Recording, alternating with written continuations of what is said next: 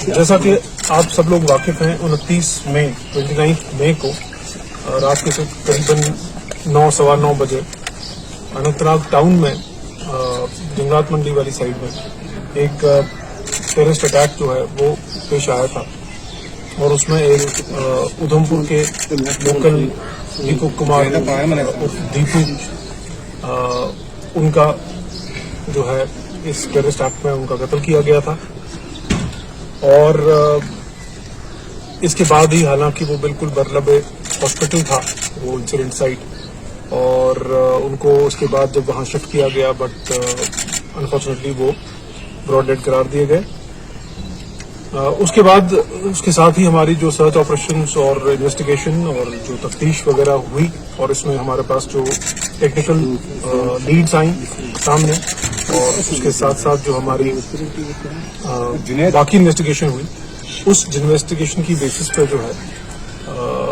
हमें कुछ क्लूज मिले और उस क्लूज के चलते हुए हम आगे बढ़े। इसी दौरान हमने कुछ सस्पेक्ट्स पे जीरो इन किया और काफी सारे और सस्पेक्ट्स को भी हमने उठाया और उनसे हमने जो है इंटरव्यूज किए, इंटरोगेशन की। और इसी दौरान में इसी असना में जो है हमारे पास 2 इंडिविजुअल्स हैं, 2 पर्सन्स हैं जो कि अनंतनाग टाउन के ही रहने वाले हैं, देवा कॉलोनी के। एक का नाम सहरान बशीर नदाफ है और दूसरे का नाम उबैद नजीर लाइगरू है। ये दोनों लड़के मिसिंग हो गए। हमारी इन्वेस्टिगेशन भी इन्हीं इंडिविजुअल्स की तरफ पॉइंट कर रही थी और इनके लिए फिर एक लंबा चौड़ा जो है हमें एक सर्च ऑपरेशन लॉन्च करना पड़ा। जैसे जैसे हमारे पास और टेक्निकल क्लूज और बाकी ह्यूमन इनकी जो क्लूज हमारे सामने आए उस सब को साथ में लेते हुए ultimately we were able to arrest the accused and उसके बाद जो है पूरी कॉन्स्पिरेसी उसका खुलासा किया गया। इसमें काफी टाइम हमें जो है वो लग गया प्रॉपरली पूरी चेन को कवर करने में कि किसने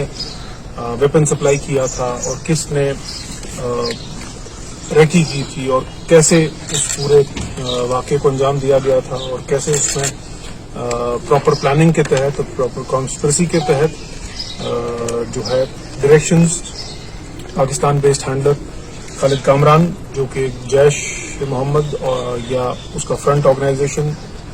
कश्मीर फ्रीडम फाइटर्स करके एक एलिजिट ग्रुप है, उसके हैंडलर ने कैसे डायरेक्शंस दी और वो डायरेक्शंस कैसे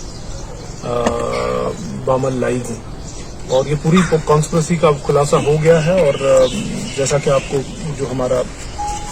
इसमें सिख है उन्होंने जो इसमें काम किया है और जो हमारा उसमें इन लोगों ने इन्वेस्टिगेशन किया है उसके हिसाब से आपके सामने जो प्रेस हैंडआउट भी रखा गया है उसमें इसकी डिटेल्स हमारे पास क्लियर होती हैं कि हमारे पास अभी तक इसमें एक AK-47 magazine, 40 rounds of AK ammunition, 2 pistol magazine, 7 live rounds of pistols, 7 empty cartridges, 3 hand grenades, mobile phones और एक स्कूटी जो है जो इस कार्रवाई को अंजाम देने में यूज हुआ था, ये सब चीजें इसमें रिकवर हुई हैं। और अभी भी इसमें कुछ हमारे 1-2 लीड्स जो हैं वो जारी हैं और उन पर काम चल रहा है। तो सर क्या आप इसमें एक बड़ी कामयाबी मानते हैं कि अनंतनाग टाउन में इतनी? देखिए नेचुरली हमारे लिए एक चैलेंज था, ये बहुत बड़ा एक जो केस था वो हमारे पास था और जैसे कि आप जानते हैं कि इस तरह की जो माइनॉरिटी किलिंग हो रही है उसमें कई सारे एक बहुत मोडस ऑपरेंडी जिसको हम कहते हैं वो यूज हो रहे हैं। बार बार हैंडलर की तरफ से ये डायरेक्शन आती है कि स्पेसिफिकली किसी कम्युनिटी को टारगेट किया जाए और अक्सर व बेशतर आपने देखा कि इस साल हमारे पास काफ़ी सारे इंसिडेंट हुए पिछले साल 1.5 साल में जहाँ पे कम्युनिटी की बेसिस पे या रेजिडेंस की बेसिस पे टारगेट किया गया लोगों को। और जैसे कि इस केस में भी आप देखेंगे कि जो विक्टिम था वो बहुत ही एक गरीब आदमी था और अपनी फैमिली को सपोर्ट करने के लिए यहाँ पे एक मेले में काम कर रहा था। तो डेफिनेटली ये हमारे लिए बहुत इंपॉर्टेंट केस था और I would say that it was a matter of dignity of the police कि हम इस केस को वर्कआउट करें। So was this group now active for some time now? Because you had said in the handout that so far 5 persons जैसे मैंने आपको पहले ही कहा, yes, of course, this was a group which has been working for some time. There are some leads which we are investigating. We expect certain more arrests and certain more revelations in the case. And at the same time, I would say that this is a classical example of what we have been talking about, a hybrid terrorist model, in which a complete fresher, a complete young, impressionable mind is used by handlers across and targeted to carry out such dastardly attacks, and somehow these minds are, I would say, brainwashed enough, and they are motivated enough, and they are radicalized enough to carry out such dastardly acts merely on the directions of the terrorist handlers. Sir कहीं ना कहीं police जो है देखिए, जहाँ तक हम जेके police की बात करेंगे और बाकी जो हमारे साथ हमारी सिस्टर फोर्सेस हैं उनकी बात करेंगे, तो हम सबका यही फोकस है कि हर जगह पे हमारे पास जो एक टेररिज्म यहाँ पे चल रहा है, उसके कुछ जो पैरामीटर्स हैं उनको कंट्रोल किया जा सके। उसमें बहुत सारे पैरामीटर्स हम काउंट करते हैं, बट कुछ को अगर मैं नंबरेट करूँ कि जैसे एक रिक्रूटमेंट इनटू टेररिस्ट रैंक्स है, उस पर काम किया गया है। उसके बाद जो ये मॉड्यूल्स हैं टेररिज्म के, इनको बस्ट किया गया है। तो ये 2-3 चीजें हमारी जो बिल्कुल सरफेस रहती हैं कि जिन पे हम काम करते रहते हैं, और अभी तक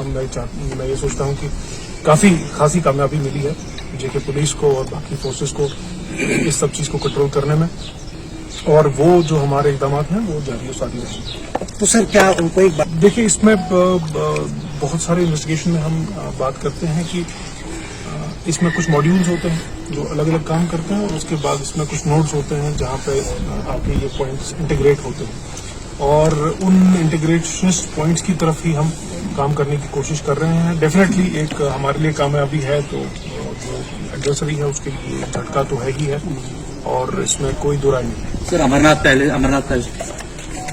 देखिए, जैसा कि मैंने कहा, मल्टीपल मॉड्यूल्स हैं जो ऑपरेट करते हैं। ये हाइब्रिड टेररिस्ट मॉड्यूल्स होते हैं, और इनका जो नवीयत है एक स्लीपर सेल की तरह काम करते हैं, और हम इस पर फर्दर काम करने में ऑलरेडी मशगूल हैं, और हम कोशिश करेंगे कि